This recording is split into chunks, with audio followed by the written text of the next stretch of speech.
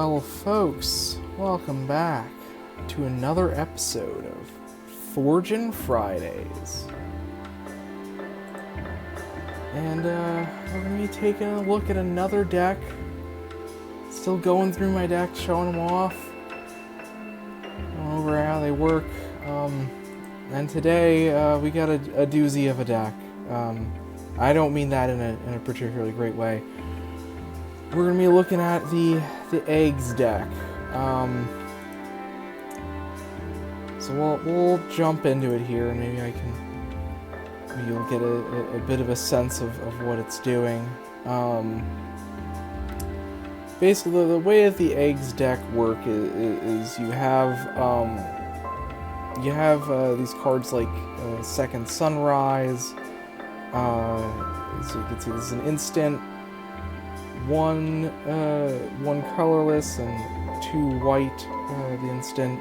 Second Sunrise. Each player returns to play all artifacts, creatures, enchantments, and lands that were put into his or her graveyard from play this turn. Similar effect with Faith's Reward for an extra mana. Faith's Reward, another instant, 3 and 1 white. Has returned to the battlefield all permanent cards in your graveyard that were put there from the battlefield this turn. So the basic loop of this deck is you have a bunch of what are called eggs, based on I think there was a cycle of 5 cards of like Moss Fire Egg and things like that you would it would be a pretty cheap artifact that you would sack it and it would draw you a card and have some kind of effect or something like that. We don't run any of those. I think I have them as maybe sideboards or something for Stack, but I don't put sideboards into Forge. So instead we have a bunch of these cheap artifacts here. Oh, I should also mention the other piece of recursion here, besides the famous Second Sunrise and Faith's Reward. We run 4 Myr Retrievers, 2 colorless for an artifact creature. It's 1/1, and it has when Myr Retriever dies, return another target artifact from your graveyard to your hand. So not as potent as Second Sunrise and Faith's Reward, which return them to the battlefield, but you can get things back from other turns. You can get artifacts back that went there other turns that maybe you discarded or something. So run 4 of those. So our eggs are cheap little artifacts that draws cards and can sack themselves. You might remember these fellas here from the Tron deck. So we run 4 Chromatic Spheres. Actually, you know what? Let's minimize it. Let's see if we can. Because we're just in viewing the deck. Actually, you know what? We got some time. Let's see if we can make these look. Oh, we don't have any. You can when they're the kind of standard one here that don't have an image, you're able to you're usually able to find a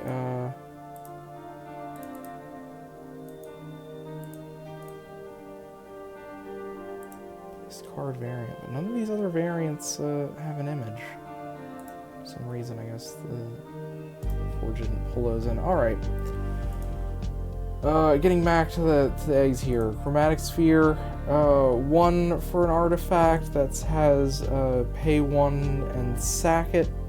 Tap and sack it to add 1 mana of any color and to draw a card. So we got that. And then we got run 3 Conjurer's Baubles here. 1 for an artifact that has tap and sacrifice Conjurer's Bauble, put up to 1 target card from your graveyard on the bottom of your library, then draw a card. That's kind of another semi-recursion here. Things that were put there. Actually run the next one, 4 of these. Things that were put into your graveyard from other turns, you can send them to the bottom of your library to go get them back. Chromatic Star. Very similar to Chromatic Sphere. 1 for an artifact that has 1 tap and sacrifice it. Add 1 mana of any color. When Chromatic Star is put into a graveyard from the battlefield, draw a card. Relevant to this deck because we do have other sacrifice outlets. Chromatic Star is a little bit better than Chromatic Sphere because if you sacrifice it to anything, you also get that extra card.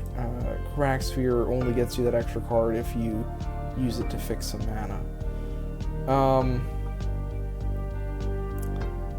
And we also, besides our eggs up there, we run a ton, I think almost all these lands, you can sacrifice it. Archaeological Dig, you can normally just add 1 colorless mana, but you can also sacrifice it and tap it to add 1 mana of any color. Cephalid Coliseum usually adds 1 blue mana and does damage to you, but if you have 7 cards in your graveyard, and hopefully you'll get that if you're you know, starting to combo off, you can use a blue and sacrifice it, and it will you'll mill a player for 3 cards essentially. Well, I guess it cycles 3 cards. So the target player draws 3 cards and then discards 3 cards. If you have 7 cards in your library. Crystal Vein. It has tap to add 1 colorless mana, or sacrifice it to add 2 colorless mana. Gemstone Mine is a little bit tricky. It comes into play with 3 mining counters on it, and then it has tap and remove mining counter, add 1 mana of any color. If there are no mining counters on Gemstone Mine, sacrifice it. So essentially what you want to do is you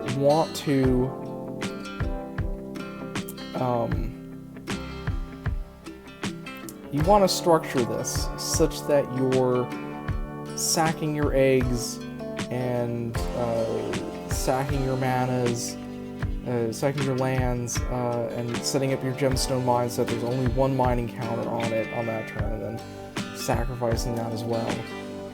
And then playing your second Sunrise, your Faith's Reward, to get back all of those lands again in an untapped state. So you sacrifice all these lands, you know, getting your 2 mana from Crystal Vein, your 1 mana of any color, or 1 mana of any color from Gemstone Mine. Maybe doing the threshold on this, probably unlikely. I very rarely use the threshold on this one. And then playing a Faith's Reward or a second Sunrise, so that you maybe use some of that mana to pay for it, and then you get back all of those lands in an untapped state, and you can do it again, or if you have another second Sunrise. So that's the... Oh, I should also mention, the big one here is Lotus Bloom, which is suspend 3. There's no way to actually play this without playing it...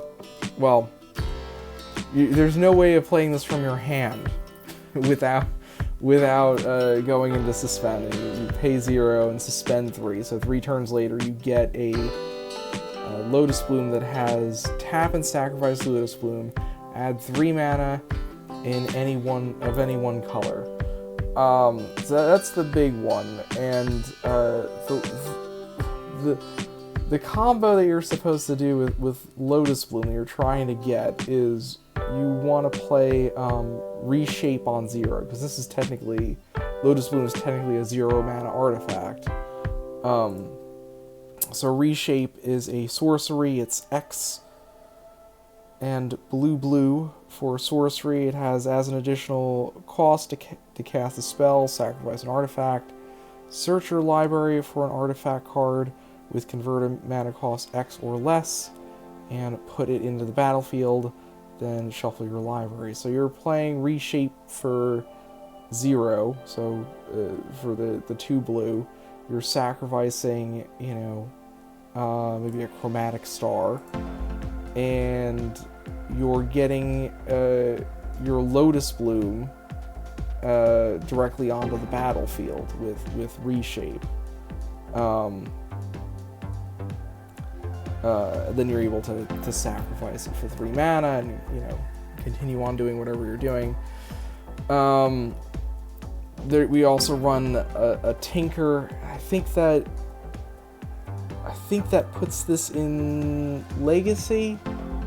I think Tinker, or does it put it in Vintage? I don't recall. I don't know. It really is the same thing as Reshape for our purposes. It's 2 and a blue, so actually a little bit more expensive than Reshape. You probably want to cut Tinker for Reshape. Tinker has, at the time you play Tinker, sacrifice an artifact, search your library for an artifact card, and put that artifact into play, shuffle your library afterwards. Similar to Reshape, it can kind of get, you know, you could theoretically get maybe a Myr Retriever or something, depending on your purposes. So, you know, that forms kind of a sacrifice outlet to get some of these things from the battlefield into our library, and also get us some benefit in getting us a Lotus Bloom. We also run, let's go over this Lotus Field here. We run a Lotus Field. This is really a take it or leave it. So Lotus Field is a land. It has hexproof, and unfortunately it enters the battlefield tapped. And it says when Lotus Field enters the battlefield, sacrifice 2 lands, and it has tap, add 3 mana of any one color. So that the bad thing about that is you can. The good thing about it is you can sacrifice some of these, you know, maybe the Cephalid Coliseum that you're not going to get Threshold on, maybe a Gemstone Mine that you don't, that you haven't gotten rid of 2 counters on, and you can play your Lotus Field to sacrifice those, to get them into the graveyard, to get them returned with Second Sunrise, but it comes into play tapped, so you can't. Unfortunately, you can't use it for mana on the turn that you play it. What else? More sack outlets. I guess I can go over. We got run 1 Krark-Clan Ironworks. Maybe I have trouble with that one. Which is 4 for an artifact that has sacrifice an artifact, add 2 colorless mana to your mana pool. That's a great sack outlet. You know, maybe think about adding more of those. I think I only have 1 physically, so I only really keep 1 in this deck on Forge. But that's a great way to turn all these, you know, kind of mana neutral chromatic spheres and stars and conjurers, baubles and things into, you know, an extra 2 mana. I do feel like I find myself mana strapped a lot with this deck, and that's one of the issues I have with it. Even with the Lotus Blooms and things like that. So you have that. Moving on to, I guess, the ways that you actually damage your opponent, the ways you actually win the game. Another sack outlet, Shrapnel Blast, which is 1 and a red for an instant, and it says, as an additional cost to cast the spell, sacrifice an artifact. Shrapnel Blast deals 5 damage to any target. That's a decent amount of damage, I guess. And, you know, it's a benefit to this deck to sacrifice some of these artifacts we have. The real way that you're supposed to win with this deck, or actually, I'll go over. We got Disciple of the Vault here. We run 4 Disciple of the Vaults. One black for a 1/1 creature. It says whenever an artifact is put into the graveyard from the battlefield, you may have target opponent lose 1 life. But the real way you're supposed to win with this deck is with Grapeshot. So Grapeshot is a sorcery for 1 and a red that says Grapeshot deals 1 damage to any target, but it has Storm on it, which says when you cast this spell, copy it for each spell when you cast the spell, copy it for each spell cast before it this turn. You may choose new targets for the copies.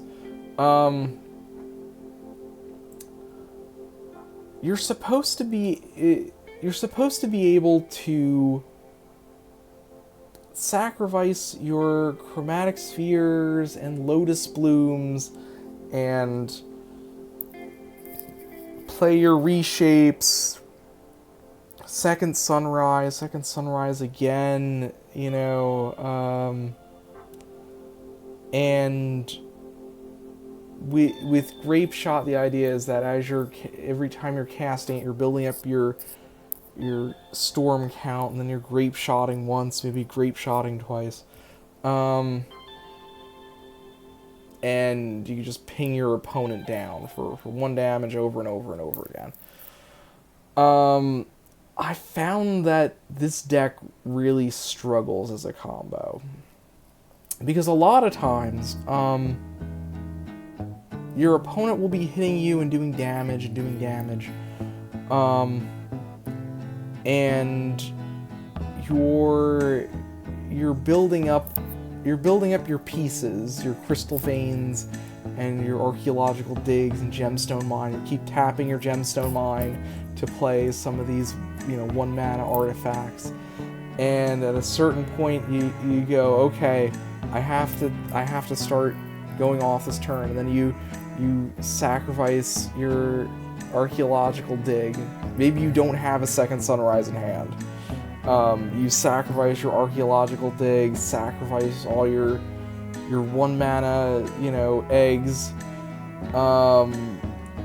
you know, and you know, hope that with the Conjurer's Baubles and Chromatic Stars and Chromatic Spheres that you draw into a second Sunrise or Faith's Reward, and then, you know, have a Grapeshot as well, and are able to execute all that, get all your stuff back. You know, but you have to weigh that against, can I survive another turn? And it's unfortunately, this deck, for the way that it's built and the amount of comboing that you have to do and sacrificing this and sacrificing that, the end result is you could fizzle very easily with this deck. And I think that's why, I forget if it was being played in Standard or Legacy or where it was being played, and they ended up banning, I don't know, I think it's second sunrise or face reward or something.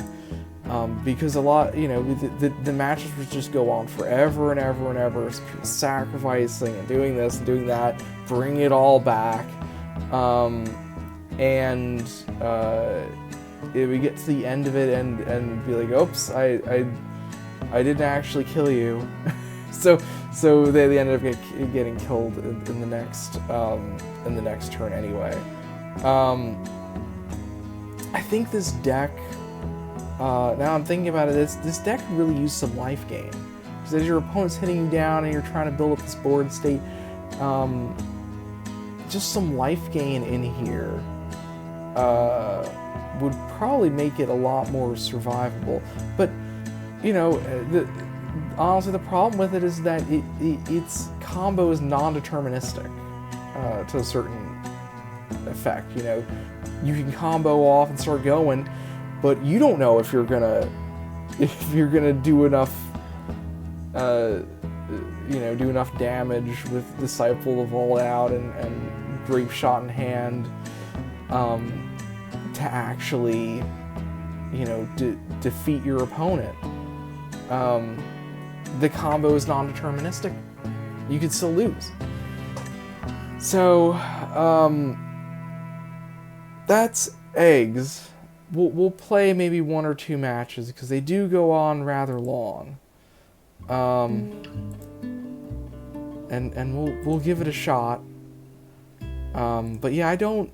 This is not a deck that I enjoy playing.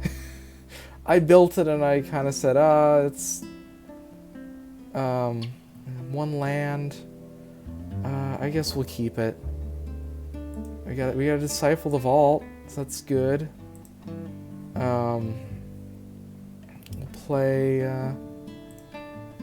start getting out our 1 mana artifacts.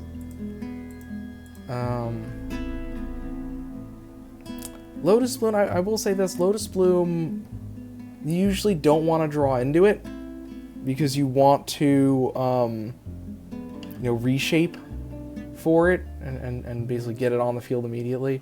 But very early in the game, I wish I had this in my hand on turn 1, but turn 2 I'll play it for I went into exile. I'll play it for its suspend. Let's get Chromatic Sphere. Because then we'll get that in 3 turns, and we might be in a good place in 3 turns. The Tithe Harvester. Lotus Bloom ticks down. Well, there's our second land, but it damages us.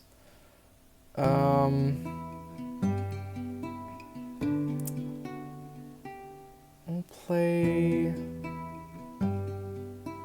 Conjurer's Bauble.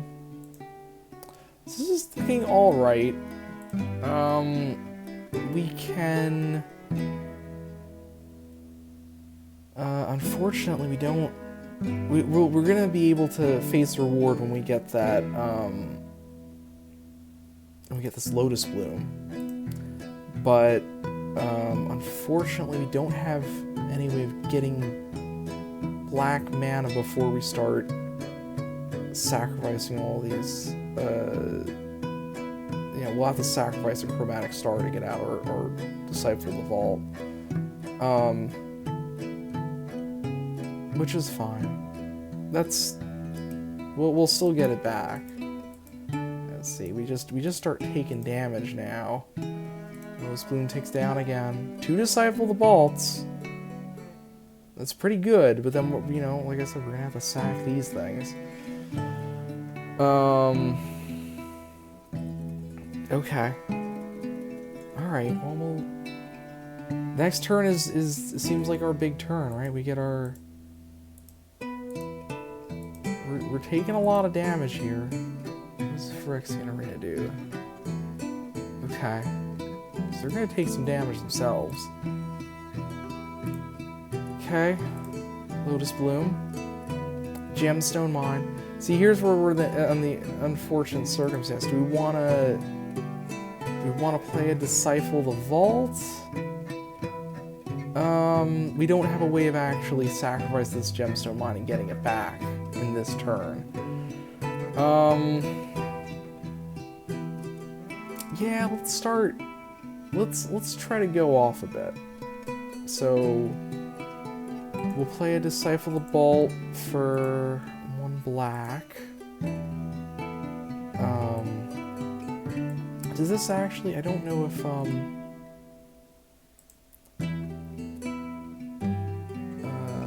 cards drawn, extra turns. Yeah, it doesn't keep a storm count. So that's 1. I don't usually track my own storm count. I usually just kind of wing it. Alright, so now we get to make our hard decisions here. We have to... We should sacrifice this for 2.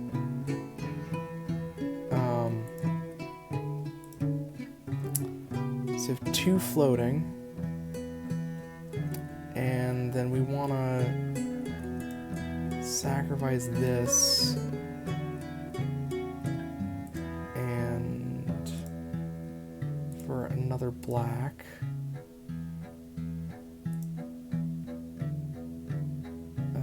Okay. Yes, do a damage. Shrapnel Blast, that's good.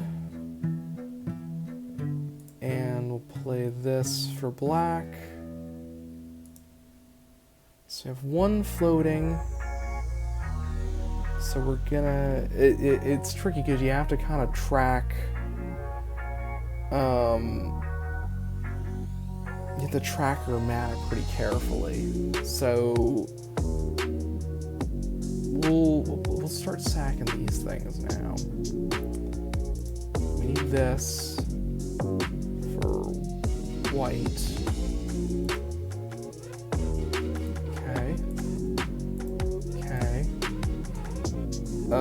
So now we have enough for the Faith's Reward. Then we'll sacrifice this. Put this into white as well.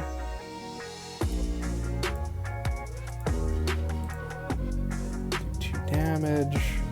We'll sacrifice this.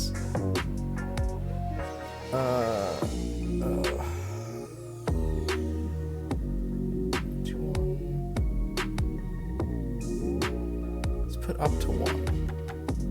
So all these things that we put in there, we don't want to send anything to the bottom because we're gonna face reward anyway.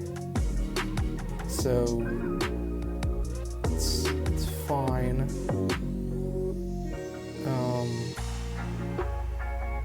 Okay. Yes. Damage. Draw a card. Unfortunately, we can't play that this turn. We already played a land.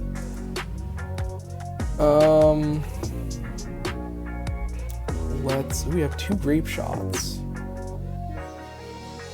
Let's Faith's Reward now.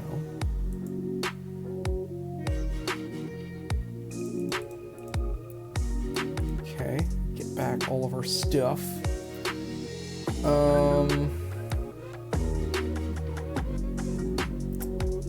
I have enough? So I could tap this. So I could sacrifice this for 2.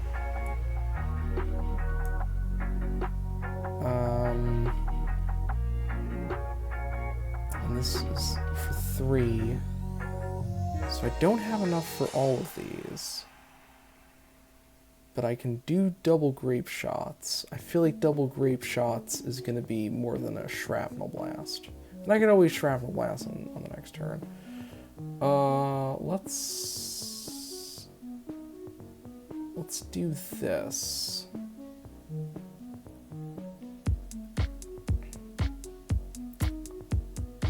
let's...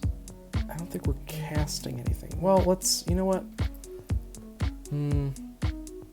Is it 13? This is when the... I'm sure somebody better than me can do math a lot better. Just gonna tap this for colorless. Sacrifice this. Red. Auto. Yes. Yes. Okay. Oh, another Lotus Bloom. Let's see. I don't want to draw it now. It's an unfortunate thing. This is not. I don't want to draw a Lotus Bloom. Let's sacrifice this. Just turn that into another red.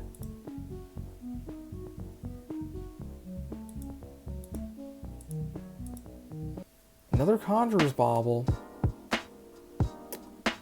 Oh, I do still have this.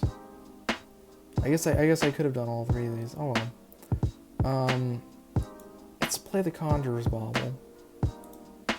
Take the 1 damage. I'll bring up our storm count a little bit. And we'll just... I guess we'll sacrifice this one away. This is the turn to do it. For red. Damage. Damage. I think that should be enough. 2 red. Okay. Okay. This one.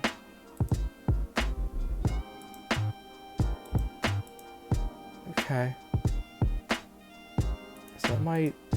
Is it gonna bring him all the way down? Almost. We got one more Grapeshot. Let's Grapeshot him again.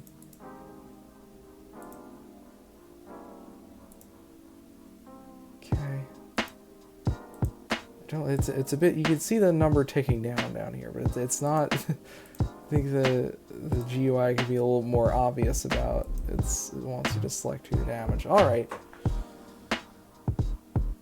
So you can see that's how the deck plays. Got lucky there, got 2 Grapeshots, and we were able to close it out. But you can see I was getting down to 10 life. I would have been in a lot of danger, I think, next turn. I would have been brought down to at least 4, unless they had some way of doing some more damage. So yeah, you can see, and kind of a slow deck too. How many turns was that? Not super fast, kind of clunky. We'll play another game. 2 Cephalid. We do have a second Sunrise. I do have a Lotus Bloom. I'm gonna keep it. It's a bit risky keeping two Pain Lands.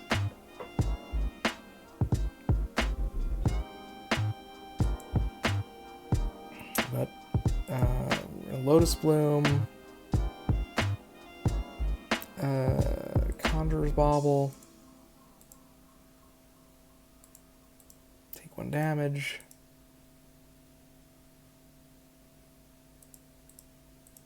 Oh, this seems like a fast deck. I don't think we're gonna... I have a distinct feeling we're not gonna be able to get there in time. Myr Retriever. Could be a good blocker. Let's get out this Myr Retriever. Take 2 damage. Dissuade it. Well, that's a flying 4/4. I don't think we're gonna be able to get there with this one. 2 Grapeshots. 2 Grapeshots. these two Cephalid Coliseums doing damage to us is putting us in a bad place. We're already at 10. I think we get our should I Alpha Strike? Should I swing in with the Myr? I'm gonna swing in the Myr because I probably wouldn't block with it.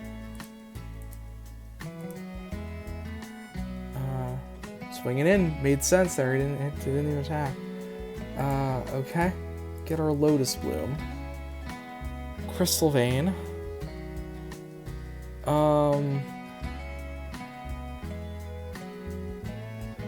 So you could second Sunrise. Could second Sunrise. Disciple the Vault. But I have to. We're gonna be losing this Chromatic Sphere before we can Disciple the Vault.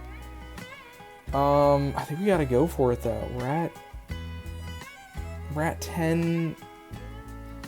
Seems like a fast deck. 5 cards in hand. Some kind of morph. Lots of haste creatures. I think we're gonna go for it. This could go terribly.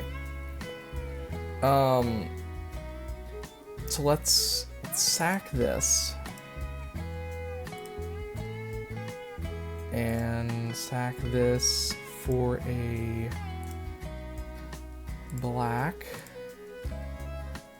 Play our Disciple the Vault for the 1 black. I don't know, Lotus Bloom. You don't want to draw. That's the problem with this. You draw into the Lotus Blooms. I don't think we've seen a single reshape these 2 games, right? But that's what we really want to get, one of those reshapes.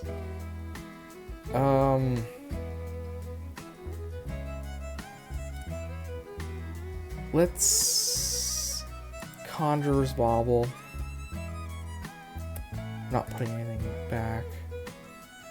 Oh. Okay, yes. It's the 1 damage. Draw. Another land that we can't play that land. Okay. Let's second Sunrise, I guess.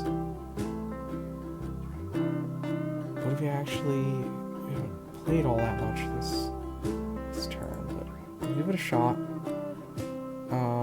Actually, we'll use this to get the white. That's the damage. Second Sunrise.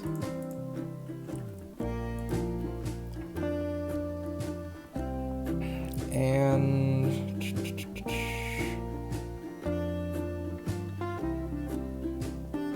is there not? Now we have to make our choice. I don't think we're gonna have enough to kill him with the 2 Grapeshots. Let's sacrifice this. See what we draw. Yeah, we can put that. Sunrise. Another land, not helpful. I guess we'll try Grapeshotting. Could be we could Chromatic Sphere, try to turn this into a red.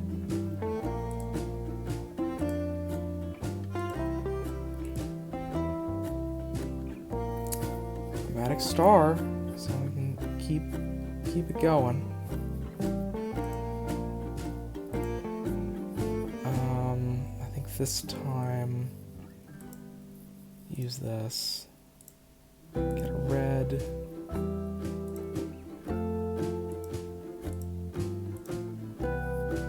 Another land that we can't use.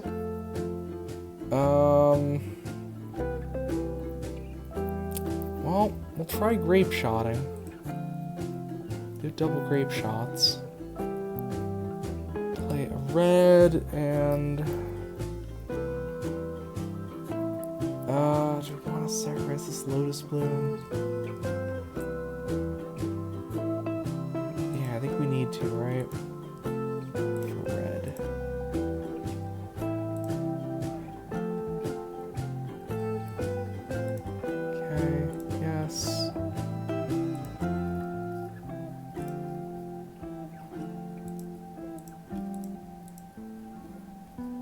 That's a decent amount of damage. Brings him down to 8. I don't think there's gonna be enough though.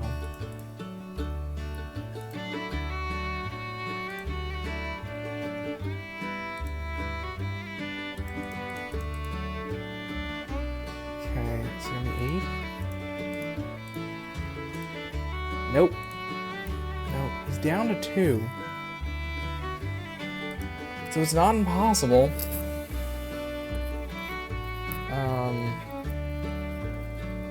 I'll just suspend that other Lotus Bloom, but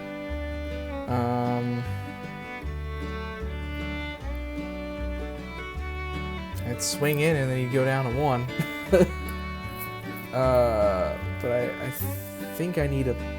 I think I'd rather have the Cephalid Vault and the Myr Retriever.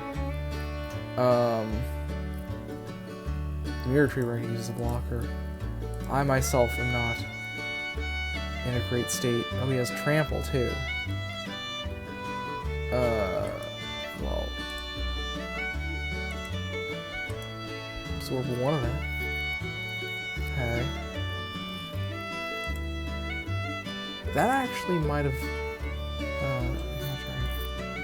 Oh, it wants a. What do I want to take back? Conjurer's Bauble. I think he actually might win it now. This costs 1 to activate. We are very low on life.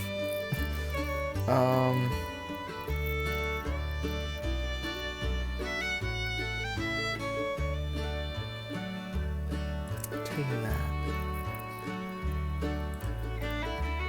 1 damage. Get back that. Okay.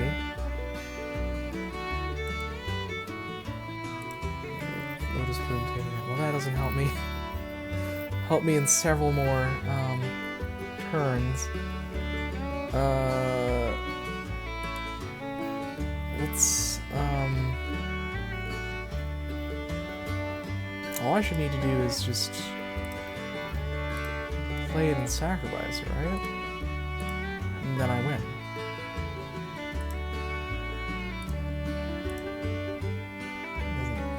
Doesn't matter. Bite. Okay. Managed to eke that one out. But, yeah, I mean, that's the issue with this deck. It can win games against the AI. I don't think it would be very competitive. I don't even know what it's legal in. Legacy, maybe? Vintage? I don't know. But it you know, you have these long turns, and, you know, you can see I had my big combo turn, and, luckily I still had enough life there to survive for another turn to actually finish off the opponent. But you could see that that big long combo turn didn't end in me winning. It left them with 2 life still. And you can see it's only on turn 5 that I finished them. So kind of a slow deck, a lot of, you know, and a lot of hard decisions of, okay, is this the turn that I combo off? Do I want to sacrifice all of my lands? It's not technically an all or nothing combo, but it is kind of an all or nothing combo. You're sacrificing your lands to it. So that's eggs.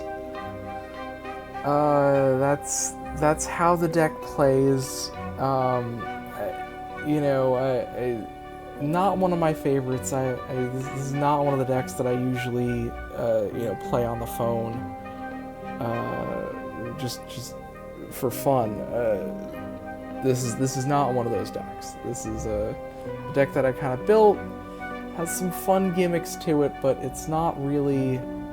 I wouldn't say it's a fun deck to really play or play against.